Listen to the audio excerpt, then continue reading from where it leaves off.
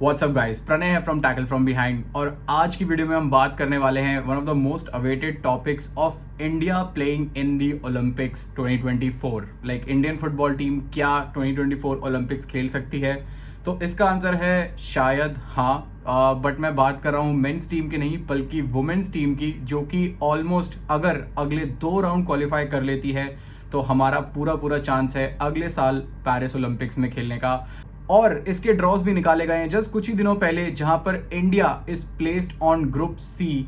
जहां पर of course अगर हम बात करें, जब भी इंडिया फुटबॉल में होती है तो अपने से ऊपर ही हम टीम्स एक्सपेक्ट करते हैं। तो ऑफ कोर्स इस ग्रुप में भी इस ग्रुप में सारी ही हमसे ऊपर हैं। और नंबर 1 पे अगर मैं बात करूं तो वो है जापान। जी हाँ, 2012 की रनर्स अप ऑफ ओलंपिक अगर मैं बात करूं, वो टीम हमारे साथ प्लेस्ड है। और रिसेंटली चाहे वो मेन हो या वुमेन हो, जापान ने अपने फुटबॉल पे बहुत ज़्यादा काम किया है एंड ऑफ कोर्स हम उनके साथ ड्रॉन है। एंड सेकेंड टीम जो कि आती है वो है of course Vietnam. Again Vietnam भी कुछ ही टाइम से अगर हम देखें तो एशियन फुटबॉल में बहुत ही बड़ी पावर हाउस अभी बनती जा रही है, both in main and women. और थर्ड टीम जिसके साथ आई थिंक इंडिया का अब एक कनेक्शन ही बनता जा रहा है, अब अगर हम फुटबॉल की बात करें चाहे वो मेन या फिर वुमेन, वो है उज्बेकिस्तान। तो ये 3 टीमों के साथ हमारा अभी ड्रॉ निकाला गया है। अब अगर हम बात करें तो फिर टीमें क्वालिफाई कैसे होंगी, क्योंकि पहला क्वालिफायर तो हम जीत चुके थे अगेंस्ट किर्गिस्तान। उसके बाद अभी हमें 2 राउंड्स और खेलने हैं। तो ये जो ग्रुप अभी डिवाइड हुए हैं, इसमें से टॉप एक एक टीमें निकलेंगी। तो ग्रुप ए, ग्रुप बी और ग्रुप सी से एक एक टीम निकलेगी।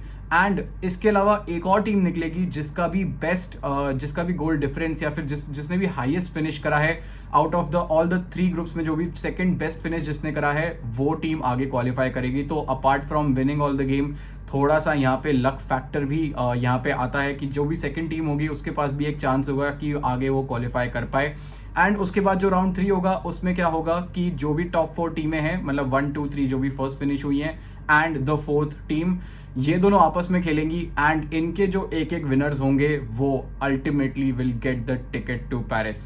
तो गाइज ये था पूरा कॉन्टेक्स्ट ऑफ द क्वालिफिकेशन। लेकिन इस टॉपिक में थोड़ा सा डिटेल में बात करने के लिए मैंने बहुत ही स्पेशल गेस्ट को बुलाया है, which is of course the pride of our country, Aditi Chauhan. And this is what she thinks about the upcoming qualifiers. अब हम बस एक चीज और बात करने वाले हैं, जो कि है अपकमिंग जो पेरिस ओलंपिक क्वालिफायर्स हैं। आई नो इंडिया की परफॉर्मेंस बहुत बहुत ओवर पावर्ड थी, आई थिंक अगेंस्ट किर्गिस्तान के against.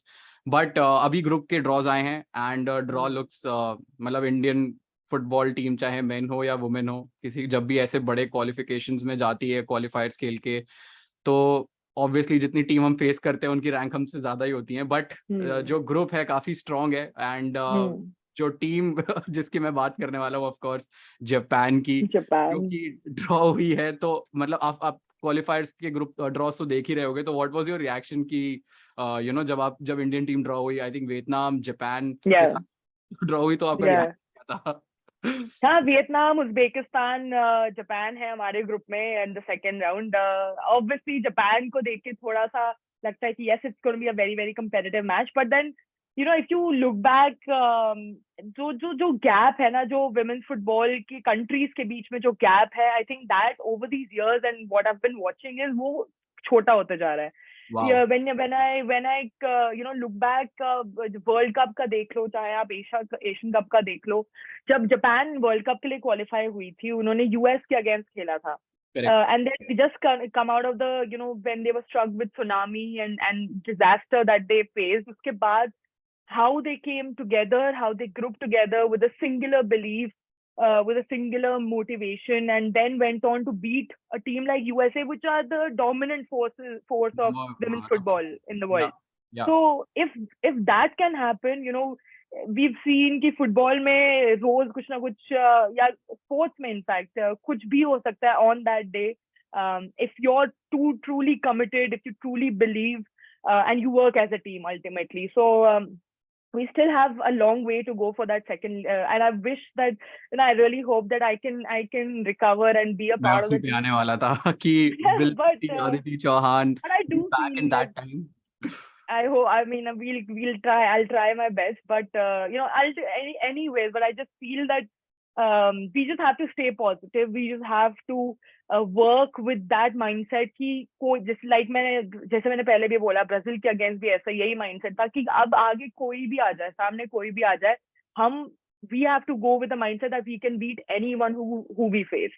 That's the kind of attitude that we have to, that's the approach that we need to take for this second round, because there are a lot of setbacks and a lot of heartbreaks that this women's team has faced in their last couple of years with the Asia Cup and other things. So now I think that could be a big motivation, how this team comes together with that kind of strong mindset and approaches this second round. And अगर चलो आपने तो इतना बता दिया, but if I से what are the chances, मतलब हर team के खिलाफ आपके चांसेस क्या लग रहे हैं? I know that will definitely win over Uzbekistan. Vietnam is gonna be a very tricky one, but Japan is the most, I think Japan is the only team that we need to beat in this group, right? Yeah of course, I mean, मैं तो obviously यही कहूंगी कि we can beat any team on a given day if we truly, like, on that day, if we give our best, we have the capacity and capability to beat any team. But of course, like you said, Japan would be the toughest challenge. Vietnam or Uzbekistan are not going to take it easy. Obviously, for them also, they'll be equally motivated to qualify for the next round.